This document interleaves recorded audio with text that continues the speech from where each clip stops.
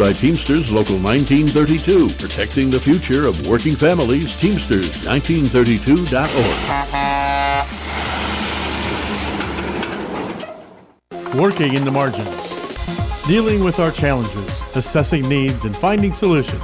Short-term, mid-range, and long-term. Solutions can find us working in the margins. Today's world is a tough baseline. It's more difficult than ever to just exist or get by. And it's not getting any easier. Moving forward in today's world has become both an art and a science. Food, clothing, temporary shelter, long-term housing, short-term jobs, temporary employment, or long-range careers. It all takes some help and finesse. Not everyone can do it. It's an art and a science.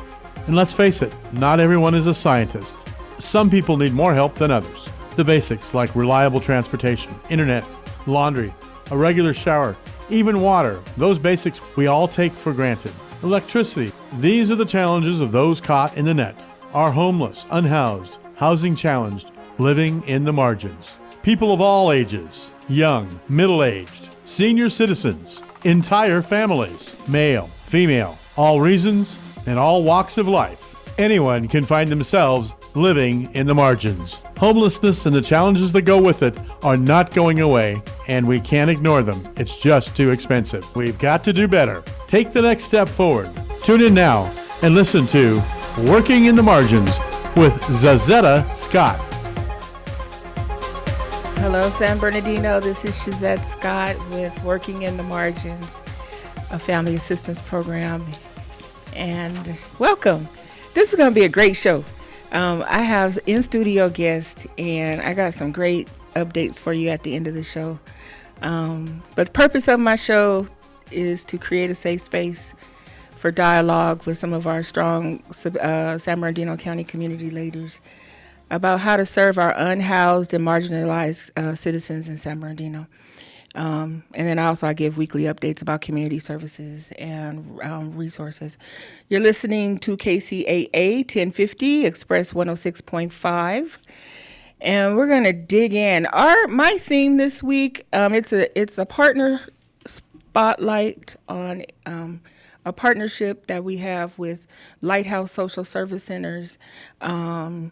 And with our HIRE program, I've talked to you all about the HIRE program for its employment services for reentry. So I want to share some things with you about why this is important right now. The governor of California promised to close jails, prisons, jails. We have 31 prisons here in California. And between 2019 and now, currently, we have closed 3 of them. And there's pressure to close more, but there's 5 currently on deck to be closed. So the question is, where do they go when they come out of jail? There's a great program that they've started called Entry to Employment. It's like E2E. Wherein the inmates can learn job skills and actually get hired for jobs out in the community before they exit jail. So this is the priority of trying to get inmates, former inmates, our reentry population employed immediately, because we know societally that a person needs basically a job, a car, and a house. If you have those things, then you are considered successful, at least, minimally, if you have those things. But any one of those things missing puts you in a marginalized community wherein you don't have all of your the necessities to get to work, to get ready for work if you're unhoused. So the pressure is on in California to assist this population with getting employed. So on top of the E2E, where they can get jobs before they exit, they created also, the Workforce Development created the HIRE program, which addresses people after post prison, jail, if they have justice involvement, help them find work with all the other wraparound services. So today I brought in our partners at Family Assistance, Lighthouse Social Services. They're based out of Colton. They've been around for some time. I'm going to read a little bit. So they've been around, began its service since 2007. And they provide transitional living services in partnership with Riverside County Homeless Housing Opportunities Partnership and Education HOPE program. And then in 2011, Lighthouse began providing transitional living services to homeless male veterans, and that is their jam. They are the leading agency in San Bernardino County outside of U.S. Vets that works with the veteran population, and that is a beautiful feather in their cap. So with me here in studio, I love when people come in studio. So if you want to come on my show, I'm going to ask you to come in studio first because I like to talk to you. Daryl Morris and Tanya Johnson, and they are from Lighthouse Social Service Centers. Tanya is the Deputy Director for Lighthouse Social Service. She's been working with Lighthouse since 2013. She started with Lighthouse as a housing navigator. All right, housing, you know how I feel about housing. Working with veterans, and then she's a case manager also working with veterans. And then she became the program manager to Veterans in Permanent to help put veterans in permanent supportive housing program. Tanya is currently the deputy director overseeing the adult reentry program for formerly justice involved folks in San Bernardino. And a little bit about Daryl. He's starting out like I was, so I kind of feel like a kinship with him when I was reading his bio. So he's been doing social service work for the last 10 plus years. He served the intellectual and developmentally disabled population. And that's always admirable when people go into that specialty work. He's casting a larger net right now in social services, and has joined Lighthouse Social Service Center as their employment services and hire program manager. He has a passion for providing person-centered, focused support while advocating for continued increases to funding on a local, state, and even federal level, because that's what we need to keep going. Outside of his professional, this is my favorite part, outside of his professional dedication, because I'm a dog lover, and we love dogs at Family Assistance Program. If you don't know that, you better ask somebody. He's got Tony, an 11-month-old European cream golden retriever. As soon as it's over, I'm going to ask for pictures because I just know he's adorable. I came ready for that. Awesome. And he enjoys all aspects of athletic competition, and baseball was his favorite when he was young. And I welcome. Thank you for coming. Thank you. It's so good to have you here. It's been awesome to get to meet you, and in the capacity of working under the HIRE program and trying to help folks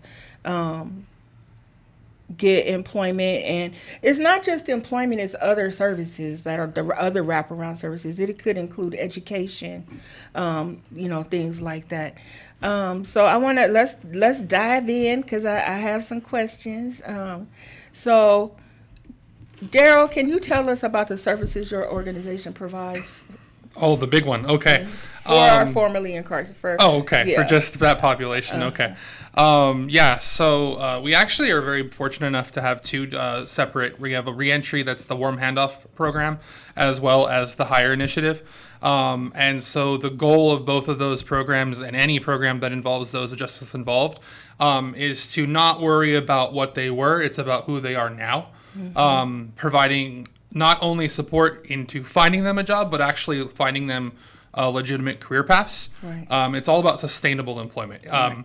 We can go out there and we can get them a job at, you name it, right? That wouldn't be difficult. But if it's not going to actually stick, if it's not something they enjoy, what we see is they're calling us in 6 months when they lost that job because they didn't have the support that they needed throughout the process. Exactly. So most of it is all about finding the connection between them, that job match, something that they're going to actually like, because at the end of the day, Tanya, we don't do anything if we don't enjoy it. Exactly. Tanya, tell me how, because you've been here with this agency, and you work with someone that I admire greatly, Karen Younglow, and I've been in the same circles with her, working, in the nonprofit field out here for a very long time, and I think that she has just revolutionized how we do homeless service work here in the San Bernardino County, especially around our veterans. Tell me, Tanya, how the Hire program helps you with the other services in the agency. So if somebody comes in and they said, I was in jail, and they're coming in, they don't know about Hire, they're coming in because they're trying to get assistance from the agency. What does the agency, and then how did they get to the Hire program? Well, first, I just want to, since you acknowledged Karen, I did have that, because just like you got to pay your bills, yes, she signs my check. So and I have this written down, I first want to acknowledge Lighthouse Social Service Centers, founder, CEO Karen Younglow. Without her commitment and knowledge and support for Lighthouse, we would not be successful. Right. And I just have a successful organization, and that it is now, and without her support for me and our wonderful, wonderful staff that we have, we wouldn't be where we are. And I know that she says the same thing about her staff. Oh yeah, she loves her staff. Yes, she does. And the commitment. So, yes. Our Hire program is fairly new. It's fairly new, and this is not something that is new to us. It's not new to Lighthouse. And if a formerly justice involved individual is coming for our Hire program, we have an in-reach program. So before they even touch the ground, as they say, touch ground, we are already talking to them about the different programs that Lighthouse has to offer. It may be Hire, it may be it may be something else. Maybe they need to be housed first before being employed, because as we all know, employment is not for everyone. Exactly. So maybe we need to connect them, and that's why the Hire program, we're so excited about that. The technical part of it. Maybe they need to go to a tech school. Yes. So there's so many different things that we could do with Hire that we can't do with our other programs. Right. It's a lot more flexible. Yes. And coordinating, and what Lighthouse has is abundance of resources. Yes. We just don't have reentry. Right. Maybe we can connect them to IEHP. Maybe Exactly. we can connect them to our family stabilization program. They don't just have to be in our reentry program. Right. So I think Karen has built such a tree of resources that we can connect anybody coming in that door. Right. So they stay in that door, and even if they're not for us at Lighthouse, we connect them. We do that warm handoff. Exactly. So that's how staff is trained. And it's so important to treat the whole person. We know that. Nobody comes in fitting in a particular mode. If you're going to do this, you come in, you're going to get 3 months to do this, and then you're going to get a job, and then, nobody fits that mode. That's not even reasonable to think. And sometimes we do put that pressure on people, and we're quick to say, well, you didn't meet the requirements, but I know, just historically and knowing about the work that you do, that you handhold folks through to continuation, and that you follow them after the program. I want to ask you, Daryl, what are some of the resources that you offer to help with job skills and training and development of a person? If a person doesn't want to go to work, or if they want to seek education or training, what is the process? What do you do? What are your resources to help them with that? Yeah, so that's actually one of the biggest things that I'm doing right now, especially because the program is new. It's not just about that entry level to work. It's about having the skills to actually maybe learn something new, learn a completely new field they didn't even know they were interested in before. So we've actually been, in the name of partnership, we've been working with connecting with local unions, as well as San Bernardino local colleges, to provide them with that extra level. Do they want to go get a degree? Okay, let's go do it. If employment might be a side way to get to that to maintain while you're going for that education.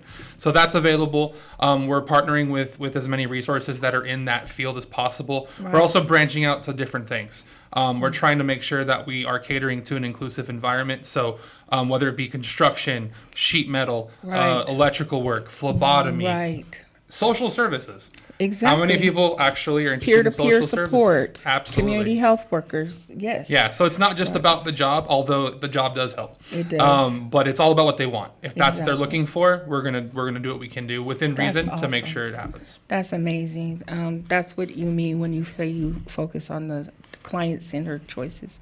We're going to go to break right now. We're going to take a little break, and then we're going to come back, and we're going to talk a little bit more about Lighthouse Social Service Centers and the HIRE program.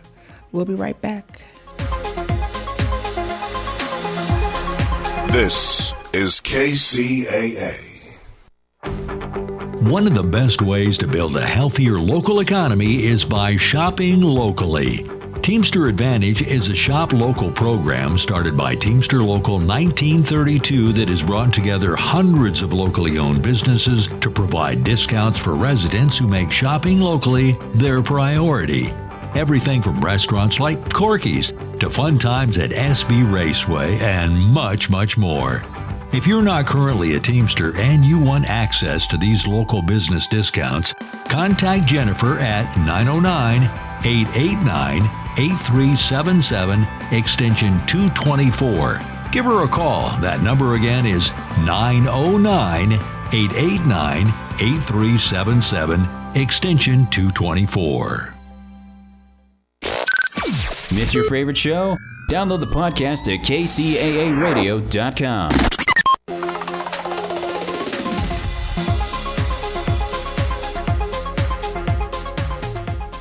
Welcome back, San Bernardino. This is Shazette with Working in the Margins.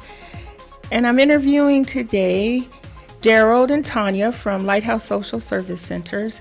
We're talking about partnerships, and we're talking about the HIRE program and helping reentry, our reentry formerly incarcerated individuals come out of jail or prison and land into some good jobs. It reduces recidivism. It fulfills the requirements of their conditions of release. Sometimes, when I was learning reentry, I learned some things that I just thought were so oppressive. So most of the time, their conditions of release include having to find a job.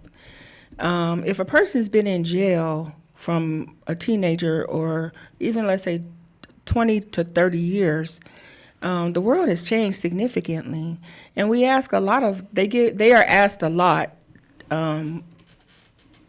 to justify them being out, fulfill probation requirements, fulfill parole requirements. And one thing that I learned was that if they go into probation or parole housing, where probation or parole it's like a halfway house sort of program type of thing. That's what they used to call it, halfway house. I don't think they call it that anymore. But transitional living. So, but if they go into, they can't even own a car until they save $1,200. So unless they came out with money, and if they have a vehicle when they came out, they can't use it. It has to be tagged and smogged, and they can't use it because then they would be in violation because they would be breaking the law. So they have to get licensed. They have to be legal in order. So they have to work. They have to go to work almost immediately. And the only immediate jobs are Amazon and warehouses. And some of the formerly incarcerated people that I've met and worked with are highly educated. They have degrees that they've earned in prison. They've done everything some of them try to do better for themselves. I had a young lady that had like 4 AA degrees when she came out. She was trying to get into real estate, and I'm like, I don't want to say it's a waste of work in a warehouse, but I know that people have more ambition, and I love that the HIRE program helps facilitate that process. That's what I like, because we're not just trying to attach folks to warehouse jobs. Not that there's anything wrong with them. They fulfill the need, especially when they're new coming out of prison. Tell me, Daryl, Tanya, either one of you, how do you approach the issue of background checks and criminal history with potential employers? Well, we can't change it. Yeah. You know, if an employer requests it, we can't change it. You know, my thing is we need to teach the demographics that we're serving. Don't tell your truth all the time. You don't have to tell everything right away. So the training the individual. Mm-hmm. And I think the big thing why Lighthouse is so successful, the training of our staff. Mm-hmm. So the successful training of staff will be the successful outcome of the demographics that we're serving. Right. So background and all of that, we don't. So we look at other avenues to employ them. We look at mom and pops. Right. You know, we look at people who are paying good wages, mm-hmm. or, you know, of course, we're doing housing also. Right. So Right. we have to get them housed because employment may not be that important right now. They can't be transient. Right. They can't be on the street. Exactly. So that may be a violation of patrol. Treating that person we got to individualize everyone. Right. So background checks, we make them go around the background check. So we make it talk to the employer, but we can't go against their rules. Just Exactly. like in our job, we Right. can't go. So that's a very hard question. So I think looking at a lot of employers, which Daryl is doing a great job at, Mm-hmm. you know, him and Kylie, is that her name?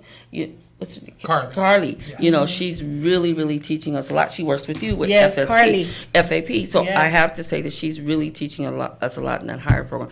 But creating maybe another another job that doesn't require that in the employment Right. up underneath, and then he can Right. work his way up to Right. say, Promote. hey, I've worked here for a year, Right. I haven't done anything. Right. Okay, while you're clearing up that record.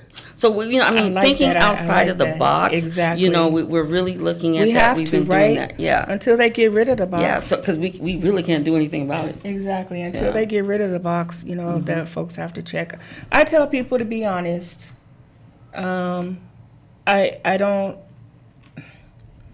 only because I don't want it, it's trauma to get a job and lose a job because of your background. Because you go through the whole process and you get accepted, and then your background, and it's like denial, refusal, rejection.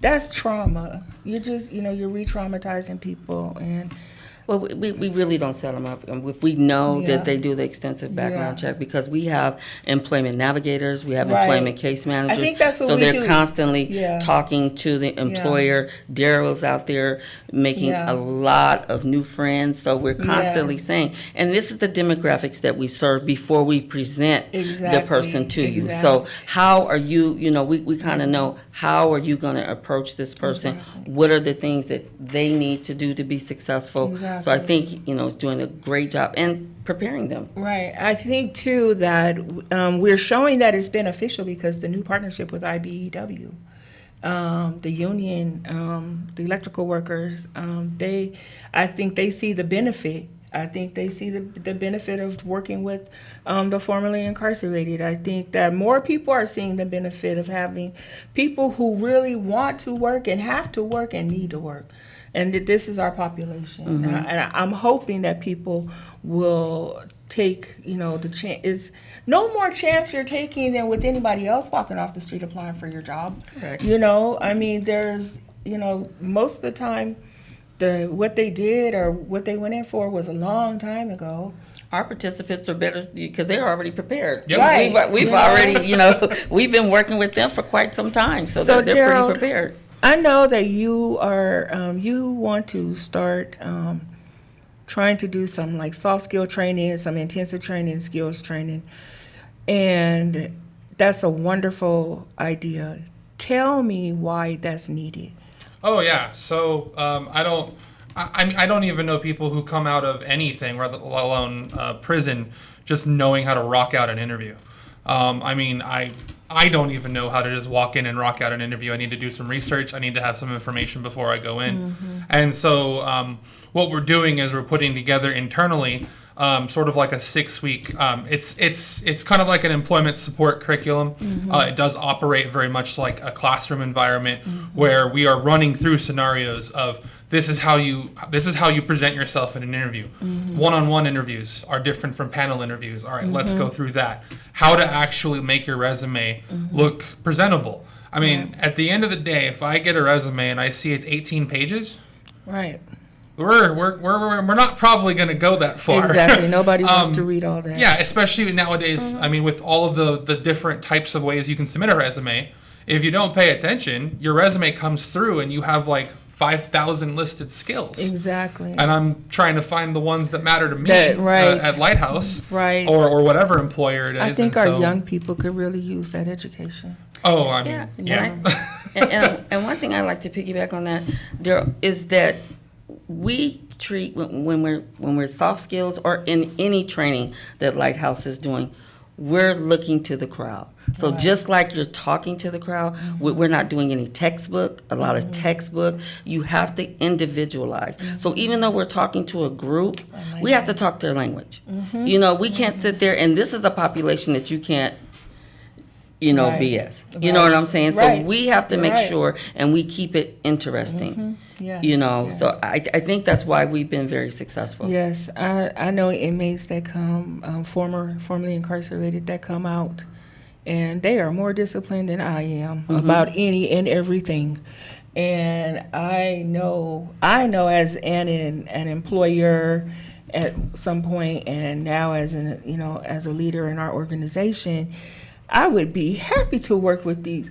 These folks will come to work. They will show up. They are on time. They, and they want to learn. These are, things that they want to learn.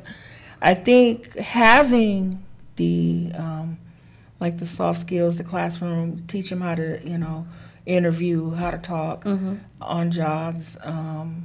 I have so many different ideas about things that we could prepare them for, because it's tough out here, and folks are different, that's everybody singing that song, "You Not Like Us," nobody's like anybody, and everybody wants individualized. Well, I like the song. I have moments when I sing it all the time. When I'm in a hockey ring and I'm rooting on my boys, and They're not like us. I love it. Individual services. Yeah. Yeah, but we want, that's what steps do you take to ensure that individuals are treated fairly without discrimination, like in the work process? Oh, that's like cardinal rule number 1. I mean, at the end of the day, we have to make sure we know that they're individuals. So one of the wildest things, and I have been telling my staff lately, is that the individuals that we're dealing with that might have come out of prison, they paid their debt that society has stated, this is what you got to do. They did the thing. Right. And now they're here. Right. And we as society have a responsibility to own up to what we told them they needed to do. Exactly. And so at the end of the day, they're just people. So they're this person, they have this set of skills. If that is what's going to match with the job or with the educational goals that they have, That's let's what you go. look at. Right. Let's go. A lot of people want to make you forget that they were a criminal, they were this, they were that, and there's a lot of desires to change what things mean. Right. But that doesn't get them any more leeway. That doesn't get them any. They committed something that they weren't supposed to. They did exactly what they were told they needed to, and now they're here going, I'm ready. I'm ready. And so we need to treat them with absolute respect, no matter who Absolutely. they are, what their situation is. They're here now. They're a person. They're in front of me. They're in front of us. Right. And we need to make sure we support them as much as we can. But I think too, we teach them how to deal with discrimination. Oh, It's not absolutely. just because you're. It could be age discrimination, Yep. but I think Right. we within the classes we teach them how to deal with the highs and the lows. Yes. So dealing with that type of discrimination, because sometimes they come out, they don't even want you looking at them. Yep. I know. So how do you deal with those situations? I Because know. there's going to be some barriers. Yeah. So we have to teach them how to deal with the barriers, because everything But is I not think going to it's go your way. important. I think Yes. it's worth it. They You have to know Some come happen. out with chips on their shoulders, Yeah. and we know things happen. We're all adults. We know things happen. Some, were incarcerated and probably, it was fishy or, suspicious. And not everybody went to jail for something they did. It's innocent people in jail. True. I'm going to go to commercial again. We're going to take our break. And when we come back, we're going to keep talking. We got a little bit more to talk about. So thank you. We'll be right back. KCAA Loma Linda. Palm Springs Dispensary reminds everyone during these challenging times they understand the importance of mental health, offering daily deals on everything from top quality flowers to edibles and discounts on CBD products. Palm Springs Dispensary's goal is to help you win the battle within. As one of the area's most beautiful wellness shops located on Garnet Avenue, visit thepalmspringsdispensary.com. That's thepalmspringsdispensary.com. And now, the voices of KCAA with an exciting announcement. Want to hear NBC News or KCAA anywhere you go? Well, now there's an app for that. KCAA is celebrating 25 years and our silver anniversary with a brand new app. The new KCAA app is now available on your smart device, cell phone, in your car, or any place. Just search KCAA on Google Play or in the Apple Store. One touch and you can listen on your car radio, Bluetooth device, Android Auto, or Apple CarPlay. Catch the KCAA buzz in your earbuds or on the streets, celebrating 25 years of talk, news, and excellence with our new KCAA app. Just do it and download it. KCAA, celebrating 25 years. KCAA.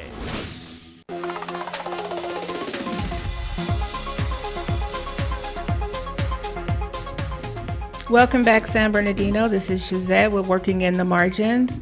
I'm here with Daryl and Tanya from Lighthouse Social Service Centers, and we're talking about our formerly incarcerated reentry population and some of the services that Lighthouse offers, along with the higher program that we actually work on together.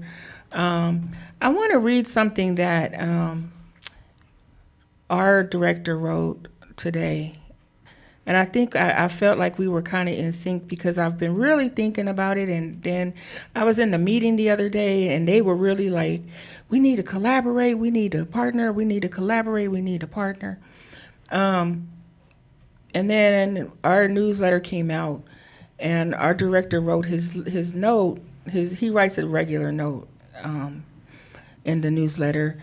But this newsletter just, it spoke to me more about right now, which is why I was so excited. I've been so excited I could hardly stand myself that Tanya and Gerald were coming on because I love partnerships. I told my kid on my headstone I wanted to say she brought people together because I don't think we can do anything without each other. I don't. I think we need each other. I think that my whole life I've heard the adage, it takes a village, So something our director wrote today was that how important it is to partner and how important it is that we help each other grow. Agencies help each other grow. And that like right now, family assistance is helping other agencies grow in the way with helping find funding, writing proposals, managing their finances, whatever they need. During last fiscal year, we passed approximately $1.2 million in funding to other agencies. This year, we are on track to break $2 million in funding to community partners. Some of this is to provide services to our shared clients, such as substance abuse classes. Other times is to provide housing services in areas that we do not serve. Always, this funding is used to strengthen the safety nets that help our community. He wrote, just as it takes a village to raise a child, it takes a strong network of nonprofit partners to build a community. And I absolutely believe that. And so to see, when I seen it in our newsletter this morning, I was like, man, I felt in sync you know, because I'm having this great partner come on. You all do a lot of work with veterans. And I know that population they have some struggles. How do you support individuals who have mental health struggles or substance abuse struggles? For veterans, Lighthouse has throughout all of our programs, not just only veterans, we have a strong clinical team. Okay. Karen has built a clinical team within Lighthouse. So we have, they are field-based like all of our other programs. They go out, they meet the clients where they are, they meet the veterans where they are, and also connect them to the VA. Okay. They may not, those services are already available. Our veterans have so many services available, but they don't know. Right. So I think with our SSVF program, we have our Hope for Heroes program, we have our Grattan Per Diem, which is our transitional housing in Moreno Valley, which we service both counties, San Bernardino and Riverside. Awesome. But connecting them to mental health services or any services, Lighthouse is one of the top tier, I can also say. You know, I have to pat, you know, SSVF and all of our other veteran programs, they're top tier. I know. I feel like I'm asking you questions I already know the answers to. Well, we just gonna brag on and Lighthouse. we're just gonna brag. But that's the point. You know? I want everybody to know, because and again, you are a jewel in this community. But you know, veterans do not. Veterans, you know, there's so many services that they need to be connected to. Right. You know, we were back in the day when we used to do outreach. You know, we were out there, but now, you know, we have so many where they can just call and be connected to services, wonderful. But we still do our outreach. It should be as easy as possible for people to get help. We should not make it difficult. We should not be the builder of barriers. We should be making it as easy as possible. And I know that I know that the veterans are you guys are great at everything, but veterans are your strongest. And we have our veteran collaborative. You talking about partnerships? You guys meet every week. I'm gonna get a raise this time. Right. Our CEO, you know, she started the veteran where all of the providers is the VA is key. So they meet every Tuesday. Every week. You know, every Tuesday. Have a by name list. By name. See, you know, preach. Preach. Yes, you know, I do. So that big spreadsheet. Yeah, I know. And they talk about a veteran, you know, so that, you know, we're all there working together. You were talking about, and they're all there. Yep. So she did start that. Go Karen. She did start that. So, yes, Miss Younglow. She's she has been she's a visionary. I love visionaries. I hang out with visionaries because they see and are willing to try different things. They take risk in order to offer help and more help. That's a visionary. So when you're working for one and then you become one, because you start to then take on that, you know. Thank you so much for coming. I just want you to shine. This is your time. I want us to exhibit what it means to be partners to the community, because we need to do that more often. Daryl, I asked you for a quote and you sent it to me, but I don't know if you knew that you were going to have to say it. Oh, okay. Sure. So now I have to remember which one I sent you. I didn't bring it. That's okay. So it's actually from my wife, and it's something she's been in the disability service sort of population for about 20 years. Amen. We have our child who has Fragile X and autism. Okay. So obviously it's a lot personal to that. Yes. So that was what sort of drives me in there. But one of the things that she always said when bringing a new person on board, that this job, social services, is not like rocket science. However, the amount of heart you need to have to care, to put in the work, and to be as successful as you need to be for them is far beyond anything a rocket scientist can ever pull off. Amen. You are absolutely right. I think that when we're in social service work, some people say it's a thankless job. I don't think it's a thankless. I get a lot of thank yous. We just shouted out Karen a lot. Exactly. I think, and and I love working with visionaries, and I think I work with a staff of visionaries and family assistants. But it's stressful, it can be. how do you take care of yourself? Oh, then Miss you asking Tanya? the wrong one. I mean, seriously, you asking the wrong one. Self-care is so important. I for don't us. do self-care. So I'm just going to tell my truth, like I tell the staff, do not tell your truth. I'm getting better. They're making me do better, but I think, your work ethic plays a lot in self-care, because you want to make sure that everything is going right. Again, you're in this field, you come in, you have your day plan, and your day is never the way it's supposed to be. Never. And you're always wanting to, I think, I've learned that if I leave getting one thing accomplished and getting that done, that's my self-care. Because then I sleep with my phone in my bed with me.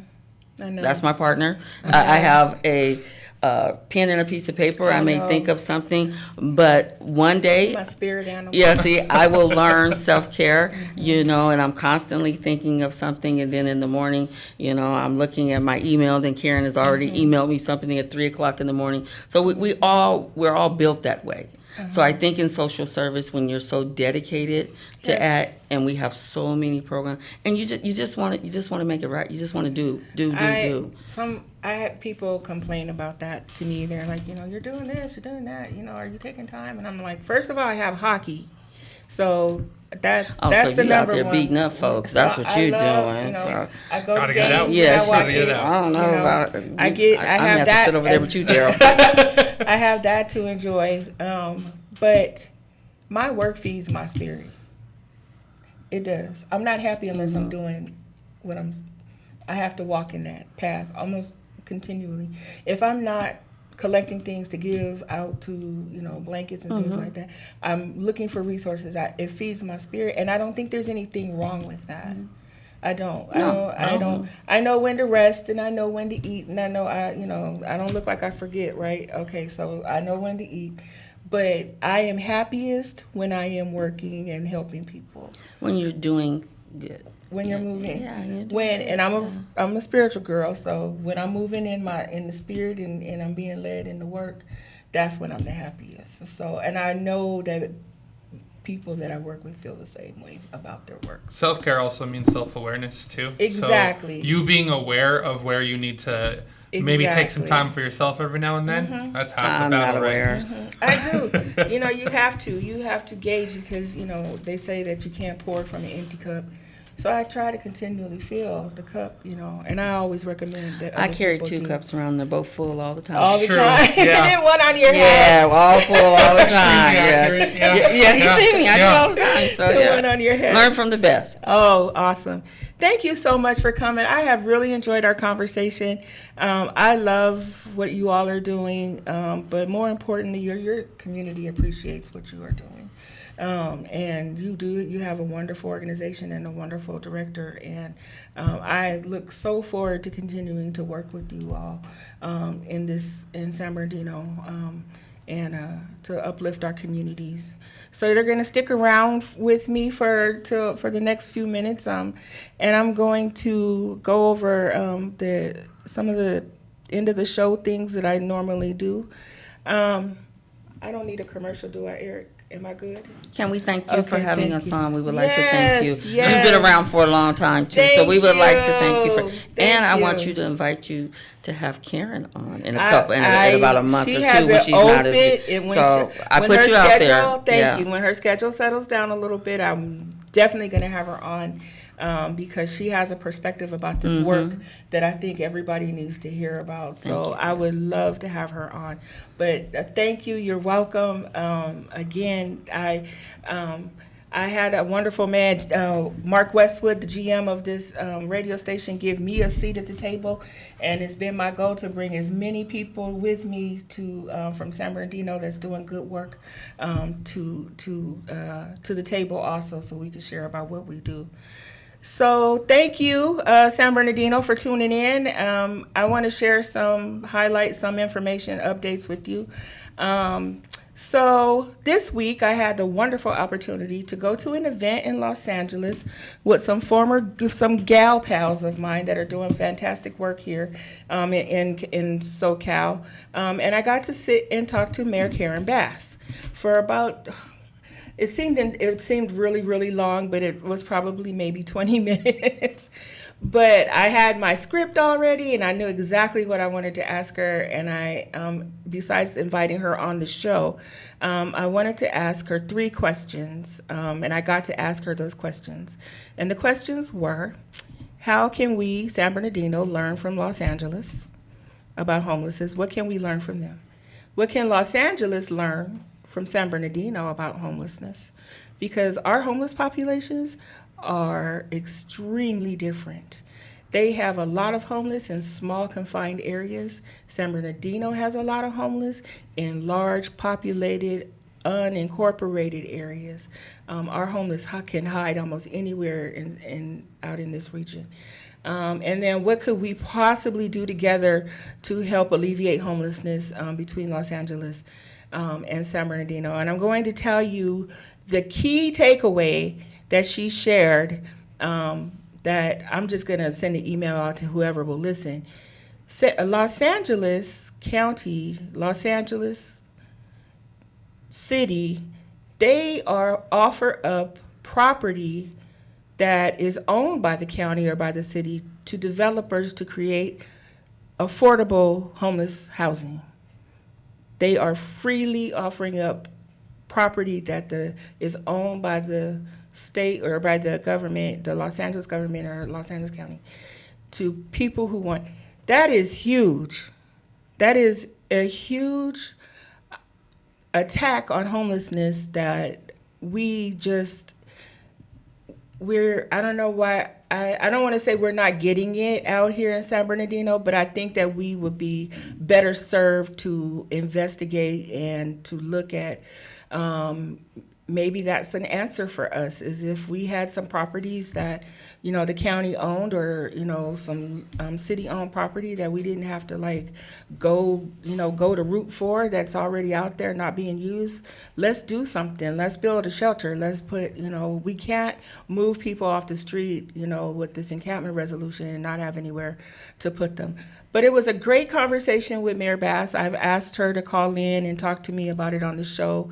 If you're listening, Mayor Bass, thank you. And I want you to come on the show. I'm going to send this to your YouTube or your Instagram or your TikTok. And then my audience, if you want Mayor Bass to call in and talk to us about what's going on in Los Angeles, hit her up on her socials and request that she call in to me at Working in the Margins. This week on, I think it was Tuesday, I went to a ribbon cutting in Fontana at the Water of Life City Link Outreach Center. It's on the corner of Citrus and Arrow. It is beautiful. It is a brand new building. It's gorgeous. It smells new, like new car smell, new building smell. It was gorgeous, beautiful campus. And on that campus, they have 20 trailers for homeless people. That just blew my mind. I'm like, I haven't really. I remember during COVID, we had trailers up in the high desert. We were putting folks that had COVID into and trying to recoup care them. But man, oh man, it was amazing, and I was so honored to be there. The City of Fontana, Water of Life, and CityLink, they have a relationship and a partnership like no other. Their city collaboration and with their faith-based collaboration is amazing. They get a lot of money, and they spread a lot of money, and they use a lot of money to help each other and to build up their social service network and services. So I was really, really honored to be there. I was there with one of my coworkers. There were a lot of county people there. There were some DBH people. There just some neighbors, I want to say the usual suspects, but it was beautiful. It was beautiful, and it was great to be there. So also what happened this week is that I had applied. Our CEO, our director, he encouraged me to apply for a seat or a partner in the California Partnership to End Domestic Violence, and I got chosen. So I get to serve on this awesome California partnership, and it's about domestic violence, to help end domestic violence. And I am so excited to find out what they do. Wonderful things. If you Google California Partnership to End Domestic Violence, it's on. I got selected to be on the policy making committee, and they change lives. They're changing lives of women and men and families that suffer from domestic violence. And I'm so excited to get started and be a part of that. My quote, because I'm running out of time, I wanted to share, and then I'm going to tell you about some activities coming up. Fight for the things that you care about, but do it in a way that will lead others to join you. And that's Ruth Bader Ginsburg. So here's some updates of some events going on. So there's a higher program. Family Assistance is putting on a higher program, Lunch and Learn. And you can also, listeners, viewers, just email me at shazette@familyassist.org, and I will send you all of these flyers if you want them.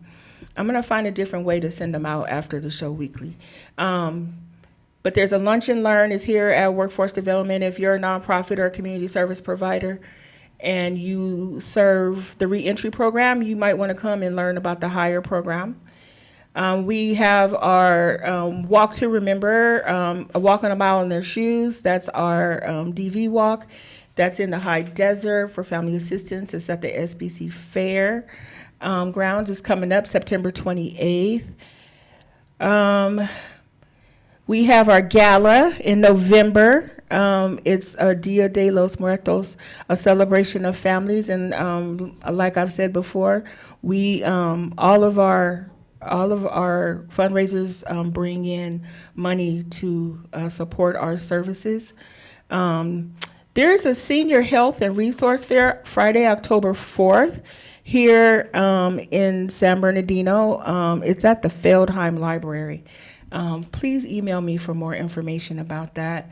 We're also having a candidates forum for education, family assistance. We're really busy, family assistance is.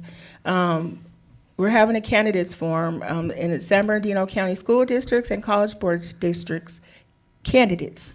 So if you're a candidate or you want to hear from a candidate, I will send you the flyer and you can register. It's October 8th, Tuesday, October 8th at Victory Outreach. And then ACOMA, they're having an event, Your Vote, Your Voice, that's Saturday, October 19th from 4:30 to 7. And it's about youth advocacy around the current elections. And it's going to be a great time. That's my sister friend, Kimberly Calvin at ACOMA. She's going to be doing that. Oh, there's a somebody sent me this and I thought this was really cool. There is a Black Worker Wellness Fair, October 24th. It's a Thursday from 3 to 7, and it's at the Epic Event Center in Rancho Cucamonga. And it's a Black Worker Wellness Fair. Let's see. Oh, KVCR is having their Dia de los Muertos community celebration Thursday, October 24th from 5 to 7 over on Mount Vernon. They're on the campus of San Bernardino Valley College, and that's KVCR. They do a really good job with their community interactions. So that's what I have for you now. I hope everybody is recovering from the fires and getting healthy and back to work. And again, I want to thank my guests for coming on, Daryl and Tanya and Lighthouse Social Service Centers. And take a listen. Keep listening to KCAA 1050, Express 106.5, the stations that leave no listener behind. This is KCAA.